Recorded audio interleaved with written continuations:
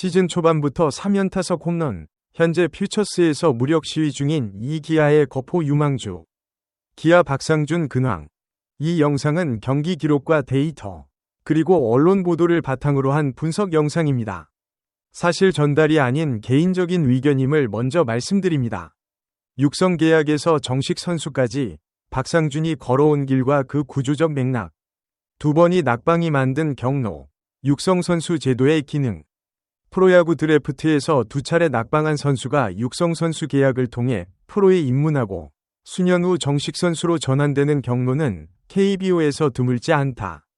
그러나 이 경로가 갖는 구조적 의미는 종종 과소평가된다. 육성 선수 제도는 본래 잠재력은 있으나 직전감으로 평가받지 못한 자원을 장기적 관점에서 개발하기 위한 장치다. 드래프트 시장에서의 평가는 특정 시점의 완성도와 즉시 전력화 가능성에 집중되는 경향이 있어 신체 발달이 늦거나 기술적 완성도가 아직 충분하지 않은 선수들은 상대적으로 낮은 평가를 받기 쉽다. 특히 파워툴 기반의 타자는 고교나 대학 시절의 체격 완성도와 타격 메커니즘의 세련도가 동시에 요구되는데 이 두 가지가 완전히 갖춰지지 않은 상태의 선수는 드래프트 시장에서 과소평가될 개연성이 높다. 박상준의 경우 178cm라는 신장은 거포형 1루수로서의 기준치에 미치지 못하는 수치로 받아들여졌을 가능성이 크다. 100kg 이상의 체중과 파워툴을 보유하고 있더라도 스카우팅 단계에서 신장 제약에 대한 우려가 평가를 낮추는 요인으로 작용했을 수 있다. 이는 KBO만의 현상이 아니라 MLB 스카우팅 역사에서도 반복적으로 나타난 패턴이다. 소위 툴 스카우팅과 결과 기반 평가 사이의 긴장 속에서 신체 규격이 기준을 벗어난 선수는 실제 능력보다 낮은 순번을 받는 경우가 적지 않았다. 최영우 모델의 참조가 가지는 양면성. 박상준이 최영우의 타격 폼을 독학으로 모방했다는 사실은 흥미로운 분석 지점을 제공한다. 선수가 특정 롤모델의 기술적 요소를 의도적으로 습득하는 것은 자기 개발의 한 형태로 볼 수 있지만 이 과정에는 기회와 위험이 공존한다. 최영우는 KBO 역대 최고 수준의 타격 기술을 보유한 선수로 평가받는다. 강한 하체를 바탕으로 한 폭발적인 회전력, 볼 선구 능력과 파워의 결합은 그를 오랜 기간 리그 정상급 타자로 유지시켜온 핵심 요소다. 특히 비슷한 체형을 가진 선수가 이 메커니즘을 참조한다면 신체적 유사성에서 오는 적용 가능성이 높다는 점에서 합리적인 선택일 수 있다. 그러나 타격 폼의 표면적 모방과 실제 기술 내면화는 본질적으로 다른 과제다. 폼의 시각적 유사성이 동일한 성과로 이어지지 않는 이유는 각 선수의 신체 구조, 근육 발달 패턴, 반응 속도가 다르기 때문이다. KBO에서도 특정 스타 선수의 폼을 의식적으로 모방한 뒤 오히려 자신만의 강점을 잃은 사례들이 관찰된 바 있다. 롤모델 참조가 독이 되지 않으려면 모방의 단계를 넘어 자신의 신체적 특성에 맞게 재해석하는 과정이 필요하다. 박상준이 2024년에서 2025년으로 넘어오면서 급격한 성적 향상을 이룬 배경에 이 재해석 과정이 있었는지는 외부에서 확인하기 어렵다. 다만 볼삼비의 급격한 개선, 즉 타율과 출루율의 동반 상승은 단순히 파워툴만이 아닌 타격 전반의 질적 변화를 시사한다. 이는 최영우 모델의 참조가 최소한 역효과를 낳지 않았음을 간접적으로 보여주는 지표다. 이 군 성적의 궤적, 무엇이 변했는가? 2024년과 2025년의 이 군 성적 비교는 단순한 수치 이상의 이야기를 담고 있다. 2024년의 .224 타율과 낮은 볼삼비는 프로 1년 차 선수에게서 흔히 나타나는 패턴이다. 군 복무 후 복귀한 선수들은 대체로 실전 감각 회복에 일정 시간이 필요하며 이 기간 동안 파워툴은 유지되더라도 성구안과 타석 운영 능력은 현저히 낮아지는 경향이 있다.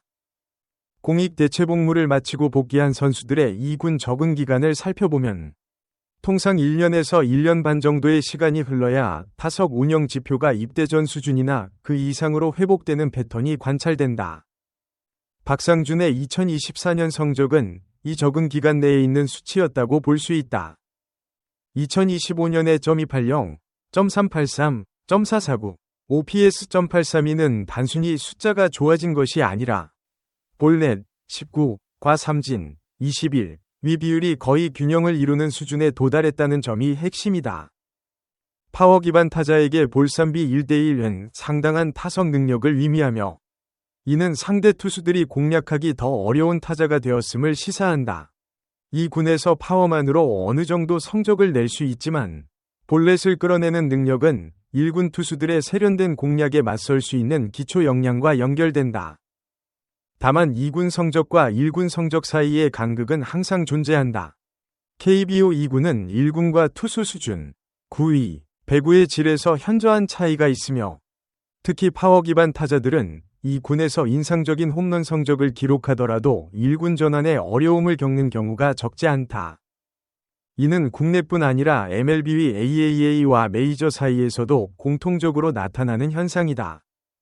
1루수라는 포지션이 만드는 경쟁 구도. 박상준이 주로 1루수로 분류된다는 점은 그의 1군 진입 경로를 논할 때 중요한 맥락을 형성한다.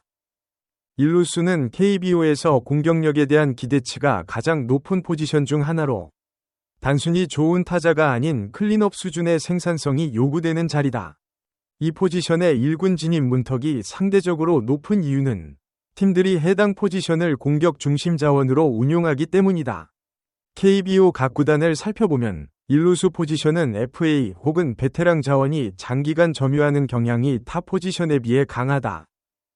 젊은 거포형 타자가 이 포지션에서 1군 기회를 얻으려면 기존 주전의 부상이나 극심한 부진, 혹은 자신이 현재 주전을 확실히 압도하는 성적을 이 군에서 지속적으로 보여주는 것이 일반적인 경로다. 기아의 1루수 포지션 운용 현황과 박상준의 경쟁 위치를 고려하면 시즌 초반에 뜨거운 페이스가 콜업으로 직결될지는 단순히 개인 성적만으로 결정되지 않는다. 팀의 로스터 구성, 1군의 1루 포지션 현황, 그리고 외야 혹은 지명타자 운용 가능성이 변수로 작용한다. 특히 거포형 타자의 경우 지명타자 로테이션에 편입되는 방식으로 1군 기회를 얻는 경우도 있어 포지션에 국한하지 않은 다각적 활용 가능성이 중요해진다. 시즌 극초반 성적의 해석 문제.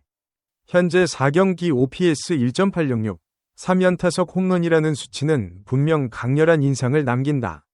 그러나 소규모 샘플에서 나온 수치일수록 해석에 더 많은 유보가 필요하다는 점도 분명히 해야 한다.